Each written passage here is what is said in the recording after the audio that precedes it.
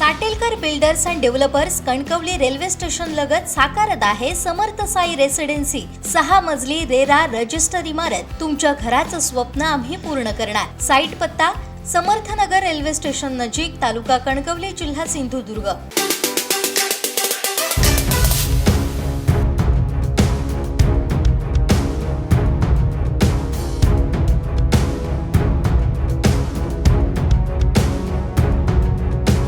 सिंधुदुर्ग जिल्ह्यातील कणकवली तालुक्यामध्ये ओसरगाव टोल नाका सुरू होणार अशी चर्चा सुरू आहे।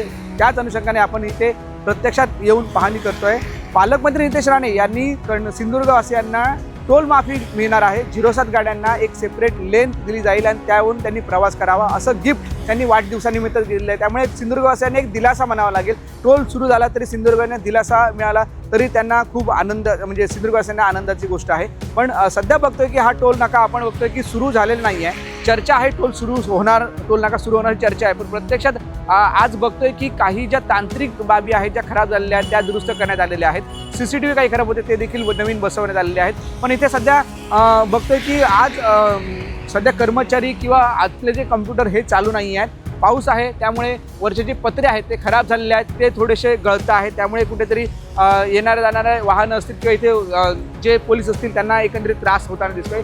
पत्रे जे आहेत बरीच वर्ष झाल्यामुळे हे पत्रे आता गळत आहेत, त्यामुळे खूप थोडीशी अवस्था या टोल नाक्यावर आपल्याला दिसते एकंदरीत खराब झालेली। आणि यंत्रणा जी आहे यातमध्ये लॅपटॉप असतील, त्यानंतर CCTV असतील, बॅरिगेड असतील, हे इथे लागलेले आहेत। काही खराब होते ते नवीन बसवण्यात आलेले आहेत। विद्युतीकरण म्हणजे लाईटच्या ज्या पोल आहेत तिथे एक मोठा हायमास आहे, त्याचं देखील काम सुरू आहे। त्यामुळे काही दिवसात हा टोल सुरू होऊ शकतो। त्यामुळे जशा हालचाली आहेत, पण प्रत्यक्षात आज टोल सुरू झालेला नाही। पण टोल सुरू झाला तरी सिंधुदुर्गवासियांना टोल माफी, MH07 या वाहनांना टोल माफी मिळणार आहे असं पालकमंत्री नितेश राणे यांनी आपल्या वाढदिवसानिमित्त सांगितलं। त्यामुळे सिंधुदुर्गवासियांसाठी कुठेतरी एक दिलासादायक बातमी आहे। पण याची आता कृती समिती, टोल कृती समिती आहे त्याच्यावर काय नेमकं भाष्य करते हे देखील पाहावं लागणार आहे। कारण कुठली लेंथ असेल, त्याच्यानंतर आम्हाला कुठून जावं लागेल। MH07 असेल तर 07 त्यानंतर मग ट्रान्सफर ज्या गाड्या आहेत, म्हणजे सिंधुदुर्गाच्या ट्रान्सफर गेलेल्या गाड्या आहेत, कोल्हापूर असेल, मुंबई असेल, पुणे असेल, नाशिक असेल, या ठिकाणावरून ज्या ट्रान्सफर सिंधुदुर्गात गाड्या गेल्या त्यांच्यासाठी काय नियोजन आहे हे देखील एक बघावं लागणार। त्यामुळे काहीच्या मनात शंका आहे, नेमकं टोल सुरू झाला तर आपल्याला